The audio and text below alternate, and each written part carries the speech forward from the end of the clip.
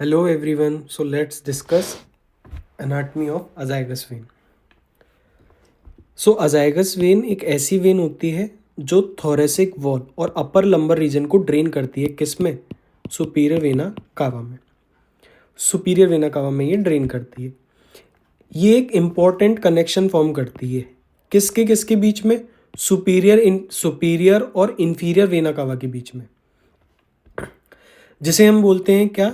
केवल एनास्टमोसिस। केवल का मतलब क्या हो गया? जो ऐसे ऐसे कनेक्शंस जो सुपीरियर और इंफीरियर वेना कावा के बीच में बन रहे हैं, जो दो सिस्टम को जोड़ रहे हैं, एक सुपीरियर वेना कावा के सिस्टम को और एक इंफीरियर वेना कावा के सिस्टम को। जैसा कि हम इस फोटो में देख सकते हैं, ये सुपीरियर वेना कावा है, ये इंफीरियर वेना कावा है, और इन दोनों को एक ऐसी वेन जो आपस में जोड़ रही है, वो कौन सी है? अजाइगस वेन। अब हम आते हैं इसकी और इन्फॉर्मेशन पे। जैसे ये अनपेयर्ड होती है प्लस ये हमारी बॉडी के राइट साइड पे प्रेजेंट होती है। किस साइड पे? राइट साइड पे, जस्ट साइड, वर्टिब्रा के जस्ट बगल में ये ऑक्यूपाई करती है हमारी बॉडी में। ये पोस्टीरियर एब्डोमिनल वॉल को ऑक्यूपाई करती है और पोस्टीरियर मीडियस्टनम को ऑक्यूपाई करती है। पोस्टीरियर एब्डोमिनल वॉल और पोस्टीरियर मीडियस्टनम ये बॉडी में पोस्टीरियरली प्रेजेंट होती है। ये कनेक्ट करती है, जैसा मैंने बताया, केवल वेनस सिस्टम को और वर्टिब्रल वेनस सिस्टम को। वर्टिब्रल वेनस सिस्टम क्या होता है? तो वर्टिब्रल वेनस सिस्टम मतलब हो गया हमारी, जैसे ये वर्टिब्रा है एक, जैसे मान लेते हैं ये एक वर्टिब्रा है,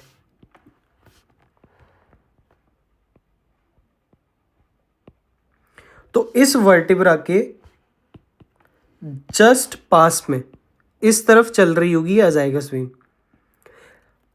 जब हम वर्टिब्रल प्लेक्सिस पढ़ते हैं तो इस अजाइगस वेन को हम एज अ सेगमेंटल वेन बोलते हैं। अब क्या होता है, बेसिकली इस वर्टिब्रा के ऊपर भी कुछ प्लेक्सिस प्रेजेंट होते हैं, और ये प्लेक्सिस इस वर्टिब्रा के अंदर जो स्पाइनल कॉर्ड प्रेजेंट होगी वहां से भी आ रहे होंगे, और ये इकट्ठा होके किस में पोर कर रहे होंगे? ब्लड को इसमें। तो इसी को हम बोल रहे हैं vertebral venous system.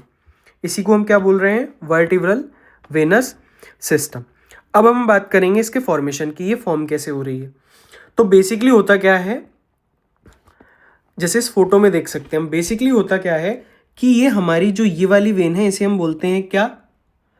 Common iliac when. लेकिन अगर ये हमारी अजाइगस वेन सिर्फ राइट साइड में है, तो हम यहाँ पे सिर्फ राइट साइड की कॉमन इलियक वेन को कंसीडर करेंगे। तो राइट साइड की कॉमन इलियक वेन, उससे एक वेन ऊपर की तरफ निकलती है, जिसको हम बोलते हैं असेंडिंग लंबर वेन।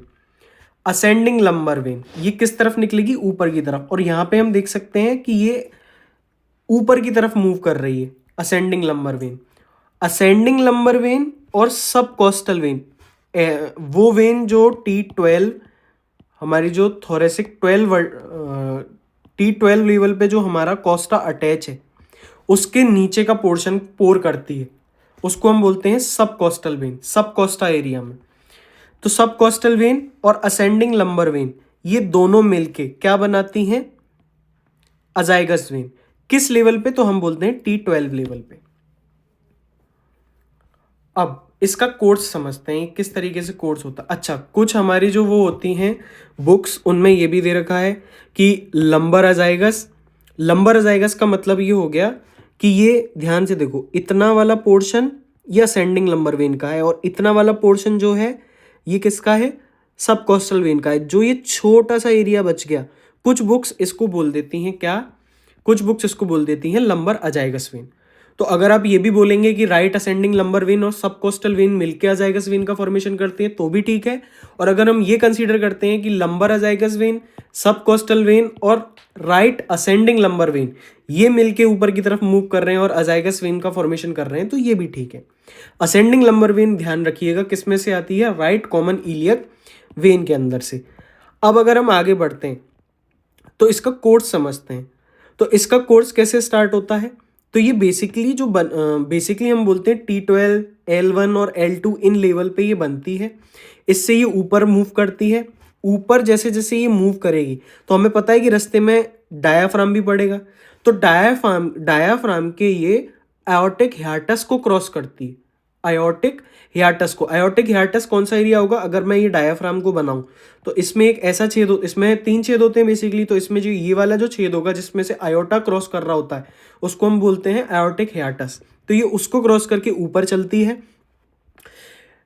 और मैंने जब आपको पढ़ाया था ये कि हमारे सेकंड कोस्टल कार्टिलेज पर सुपीरियर वेना कावा जो है वो पियर्स करती है किसको, पेरिकार्डियम को। जैसे कि ये वाला फोटो में हम देख सकते हैं, सुपीरियर वेना कावा पियर्स कर रही है किसको, पेरिकार्डियम को। जस्ट इसके पियर्स करने से पहले ये क्या करती है, इसमें मिक्स हो जाती है, इसमें इसकी ट्रिब्यूटरी बन जाती है, इसमें ये मिल जाती है। अच्छा, इस लेवल पे ये क्या करती है, बेसिकली ये कर्व फॉर्म करती है।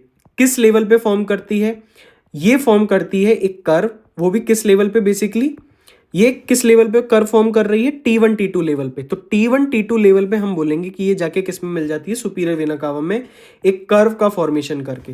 तो curves forward and drains blood in the superior vena cava at posterior aspect, सामने से नहीं पोस्टीरियरली, क्योंकि हमारे क्या है, बॉडी के पोस्टीरियर एब्डोमिनल वॉल पे प्रेजेंट होती है, बिफोर पियर्सिंग द पेरिकार्डियम।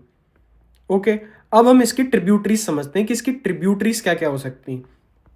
तो मैंने ट्रिब्यूटरीज का मतलब आपको समझाया था कि ऐसी छोटी छोटी वेन्स जो किसी एक मेजर ट्रंक में आके अपने ब्लड को पोर करे डायरेक्टली, उनको हम कहते हैं इनकी ट्रिब्यूटरीज। सो इसकी ट्रिब्यूटरीज क्या होती हैं, तो इसकी ट्रिब्यूटरीज के लिए हम पढ़ेंगे, जैसे हमने आर्टरीज पढ़ी थी, तो आर्टरीज में हम बेसिकली क्या कहते हैं कि जो थोरेसिक एओर्टा होता है उसकी कुछ पेराइटल ब्रांचेस होती हैं, और उन पेराइटल ब्रांचेस को हम क्या कहते हैं, पोस्टीरियर इंटरकोस्टल आर्टरीज। उसी तरीके से यहाँ पे क्या होती है, पोस्टीरियर इंटरकोस्टल वेन। लेकिन बस फर्क इतना है कि ये जो अजाइगस वेन है वो हमारी right side of the body present होती है, इस वजह से यहाँ पे हम पढ़ते हैं राइट पोस्टीरियर इंटरकोस्टल वेन। अब ये कितने उनको पोर करेगी, कितने सेगमेंट्स को, कितने इंटरकोस्टल स्पेसेस को पोर करेगी, तो ये बेसिकली पोर कर रही होती है ब्लड T5 से लेके T11 तक। ये जो पोस्टीरियर इंटरकोस्टल वेन्स हैं ये जाके किस में मिलती हैं, अजाइगस वेन में, जैसा कि हम इस फोटो में देख सकते हैं। ये T5, T6, T7, T8, T9, T10, T11 और T12 जो है वो क्या है, सब कोस्टल। तो मैंने आपको बताया कि ये जो सब कोस्टल वेन है ये बेसिकली क्या है, इसके फॉर्मेशन में हेल्प कर रही है। हम इसकी ट्रिब्यूटरी नहीं बोलेंगे, ये इसके फॉर्मेशन में हेल्प कर रही है, इसको फॉर्म करती। इसके अलावा अब हमने T5 तक तो पढ़ लिया, तो हमारी बॉडी में और ऊपर भी होती हैं, कोस्टाज ऊपर भी होते हैं, जैसे T1, T2, T3, T4। तो T1, T2, T3, T4 हमें पता है कि अजाइगस वेन T2 पे आके किस में मिल जाएगी, हमारी सुपीरियर वेना कावा में मिल जाएगी। बिल्कुल सही बात है, लेकिन सुपीरियर वेना कावा पे ये T2 लेवल पे आके मिल रही है। किस लेवल पे आके मिल रही है, T2 लेवल पे आके मिल रही है। लेकिन इससे ऊपर के जो कोस्टाज हैं उनको कैसे ड्रेन करता है हमारा बॉडी, तो हमारे भगवान ने एक सिस्टम बनाया कि इनके लिए एक अलग से और मेजर ट्रंक दे दो। उस मेजर ट्रंक को हमने क्या बोला, सुपीरियर इंटरकोस्टल वेन। और ये जो सुपीरियर इंटरकोस्टल वेन है ये बेसिकली फर्स्ट, सेकेंड और थर्ड जो पोस्टीरियर इंटरकोस्टल स्पेसेस हैं वहां से क्या करते हैं, ये ब्लड को पोर कर रहे होते हैं। कौन कौन से रीजन के, first, second, third posterior intercostal veins मिलके एक बड़े ट्रंक का फॉर्मेशन करती हैं। फर्स्ट, सेकेंड और थर्ड मिलके एक बड़े ट्रंक का फॉर्मेशन करती हैं, जिसे हम कहते हैं राइट सुपीरियर इंटरकोस्टल वेन। और ये राइट सुपीरियर इंटरकोस्टल वेन आके मिल जाती है अजाइगस वेन में। तो एक हमारी ट्रिब्यूटरी हुई राइट सुपीरियर इंटरकोस्टल वेन। ये right superior intercostal when basically second, third और फोर्थ पोस्टीरियर इंटरकोस्टल वेन्स के मिलने से बनती है, और ये फाइनली जाके किस में ड्रेन करती है ब्लड को, अजाइगस वेन में। इसके अलावा राइट पोस्टीरियर इंटरकोस्टल वेन्स होती हैं। Right posterior intercostal when T5 से लेके T11 तक के जो पोस्टीरियर इंटरकोस्टल स्पेसेस है उनको पोर करती है अजाइगस वेन में। इसके अलावा हमारे पास दो सिस्टम और प्रेजेंट होते हैं, हेमीअजाइगस, एक्सेसरी हेमीअजाइगस वेन और एक्सेसरी हेमीअजाइगस वेन और हेमीअजाइगस वेन।